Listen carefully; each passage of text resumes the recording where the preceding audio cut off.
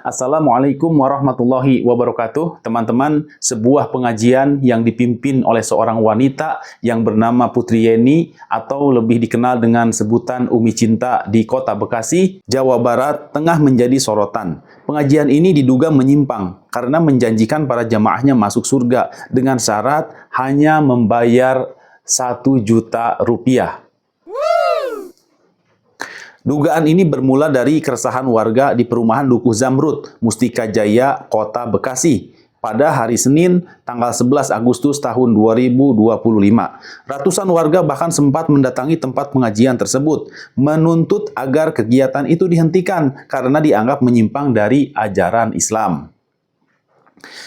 Menanggapi laporan masyarakat, pemerintah Kota Bekasi bersama Kesatuan Bangsa dan Politik Kesbangpol serta Majelis Ulama Indonesia atau MUI Kota Bekasi segera bergerak. Sejumlah warga juga telah melaporkan kasus ini secara resmi kepada pemerintah setempat, meminta agar dugaan aliran sesat ini segera ditindaklanjuti. Teman-temanku yang dirahmati oleh Allah Subhanahu wa Ta'ala, bagaimanakah kita mengantisipasi kita agar tidak terjerumus ke dalam aliran sesat?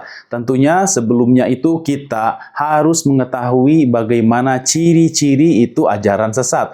Tentu bagi orang-orang yang tidak faham tentang ajaran Islam ini agak sedikit sulit ya. Bagaimana membedakan ini ajaran yang lurus dan ini ajaran yang menyimpang. Teman-temanku yang dirahmati oleh Allah Subhanahu wa Ta'ala, agar supaya kita tidak terjerumus atau tidak terjebak kepada aliran sesat, setidaknya ada 2 poin yang hendak kita ketahui. Yaitu yang pertama, teman-teman, ciri-ciri aliran sesat ialah mereka selalu mengiming-imingi sesuatu hal yang tidak jelas, tetapi harus ditukarkan dengan rupiah. Misalkan seperti kejadian yang di Kota Bekasi tadi.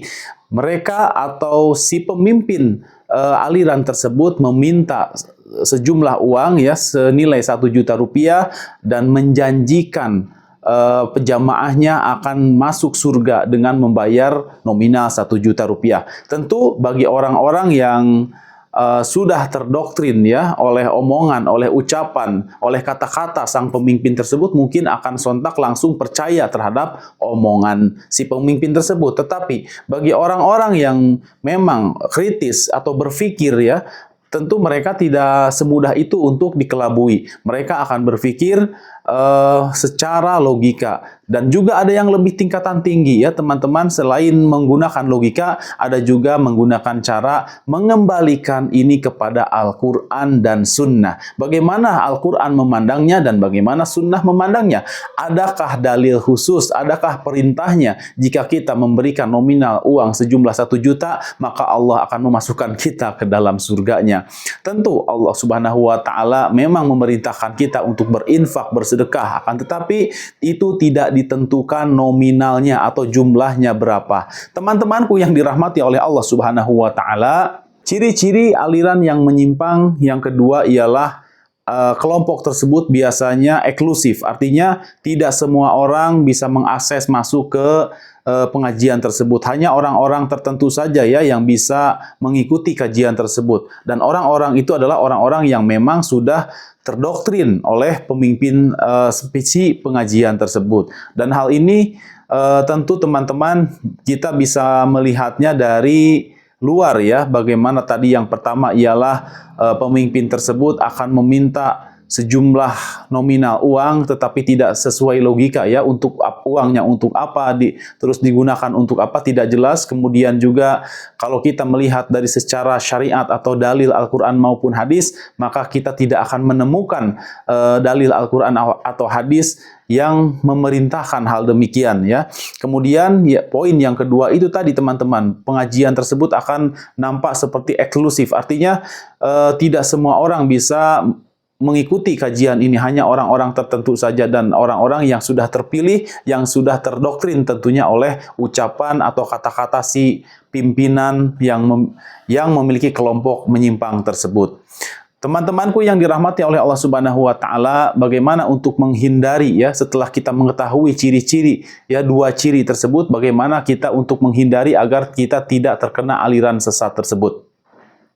Yang pertama, banyaklah kita berdoa kepada Allah Subhanahu wa taala, ya, memohon petunjuk dari Allah Subhanahu wa taala agar kita selalu ditetapkan dalam iman Islam kita, ya, yang Islam yang lurus, Islam yang benar, ya, bukan Islam yang sesat. Sebagaimana kita selalu berdoa kepada Allah Subhanahu wa taala dalam setiap salat kita, yaitu di dalam surat Al-Fatihah, ya, yaitu pada ayat ihdinas siratal mustaqim, kita selalu meminta kepada Allah akan ditunjukkan selalu jalan yang lurus dan benar. Teman-temanku yang dirahmati oleh Allah Subhanahu wa taala, kemudian cara kita mengantisipasi agar tidak terjebak ke dalam aliran sesat berikutnya ialah hendaknya kita juga berpikir kritis, ya. Artinya teman-teman jangan mudah percaya oleh penampilan-penampilan yang mirip, ya, yang menggunakan sorban, menggunakan batu akik, atau mengenakan aksesoris yang ada hubungannya dengan tokoh agama, ya, seperti sorban, peci, ya, teman-teman, seperti itu, atau tasbih, ya. Jangan mudah percaya, jangan mudah dikelabui, karena aksesoris semua itu bisa dibeli dan bisa dipakai siapa saja, termasuk dukun juga bisa menggunakannya, teman-teman.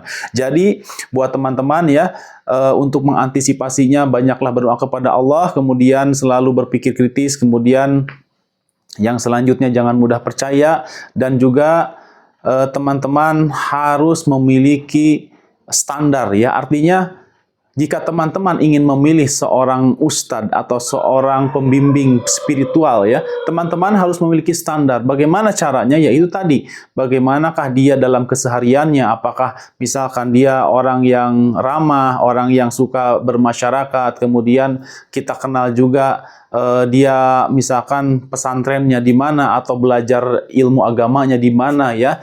Jadi jangan sampai kita ujug-ujug orang datang, ya, mengaku dia waliullah, akan tetapi kita tidak tahu, tidak kenal siapa dia. Nah, ini harus hati-hati dengan orang-orang seperti ini.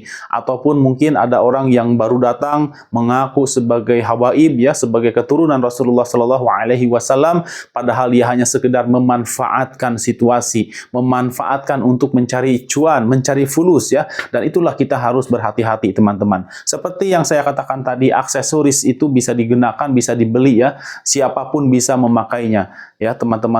Kemudian mengenai bahasa, siapapun bisa mempelajarinya, bahasa Arab, bahasa Inggris, bahasa apapun bisa dipelajari, dan harus berhati-hati juga dengan kata-kata, karena kata-kata itu bisa digunakan untuk menghipnotis atau menyihir seseorang sehingga sampai orang tersebut mau mengikuti apapun yang dia perintahkan. Nah, disitulah banyak terjebak, ya, orang-orang yang awam yang dikelabui oleh orang yang berbuat jahat melalui lewat lisannya atau lewat kata-katanya. Karena memang kata-kata ini, teman-teman, jika dipelajari maka akan mampu menyihir, menghipnotis, ya, orang-orang awam yang kebetulan memang mereka tidak faham ke arah sana. Teman-temanku yang dirahmati oleh Allah Subhanahu wa taala, itulah tadi, ya, ada aliran sesat di Kota Bekasi yang dipimpin oleh Umi Cinta. Dan jika teman-teman, ya, di tempatnya atau di daerahnya, di lokasi tempat tinggal teman-teman ada yang terindikasi menyimpang, maka teman-teman jangan bertindak sendiri, ya, karena khawatir juga kita salah tuduh, ya, padahal mereka adalah bukan aliran sesat tetapi aliran yang lurus, akan tetapi memang itu tadi, teman-teman, ya, kita belum mengetahuinya. Dan jika ada yang mencurigakan, tentunya kita harus menindakinya dengan cara sesuai dengan aturan, ya, teman-teman. Jadi jangan main hakim sendiri. Baru terduga, ya, baru indikasi, jangan langsung sampai mengundang masyarakat banyak yang akhirnya masyarakat datang, ya, tidak terkendali dan akhirnya terjadi hal-hal yang tidak diinginkan. Itu pun tidak boleh, ya, teman-teman. Itu tadi, jika memang terindikasi ada aliran menyimpang di daerah teman-teman, ya, di tempat tinggal teman-teman, maka segeralah lapor ke Pak RT, ya. Pak RT itulah gunanya Pak RT. Mungkin nanti dari Pak RT akan ada tembusan lagi ke RW atau ke desa. Mungkin dari desa kan di sana ada Majelis Ulama Desa, ya, MUD. Nah, di sana mungkin mereka bisa berembuk atau berdiskusi atau musyawarah bagaimana penyelesaiannya. Nah, khawatir teman-teman kalau bertindak sendiri nanti teman-teman salah. Nah, masalahnya akan kembali kepada teman-teman, ya. Jadi teman-teman telah menuduh orang lain tanpa bukti, ya. Dan artinya tuduhan itu dusta, ya, bisa menjadi fitnah juga bagi orang tersebut. Dan kasihan ya teman-teman seperti itu kalau sampai ada orang yang terzolimi gara-gara pikiran buruk kita, gara-gara prasangka buruk kita terhadap orang tersebut. Jadi itu tadi ya caranya, jika ada sesuatu hal yang mencurigakan segera lapor ke Pak RT dan mungkin nanti akan didiskusikan lebih lanjut. Itulah jalan yang terbaik teman-teman untuk menyelesaikan masalah di daerah teman-teman, terutama jika terindikasi ada aliran yang menyimpang. Mudah-mudahan saja ya aliran menyimpang, tapi memang dirasa ya sekarang aliran menyimpang sudah mulai surut ya. Kalau dulu ya ketika zaman pemerintahan Pak SBY kalau tidak salah ya, banyak sekali ya bermunculan aliran-aliran sesat, sudah dari Lea Eden ya, Musadek. Terus lagi banyak juga yang mengaku Imam Mahdi ya.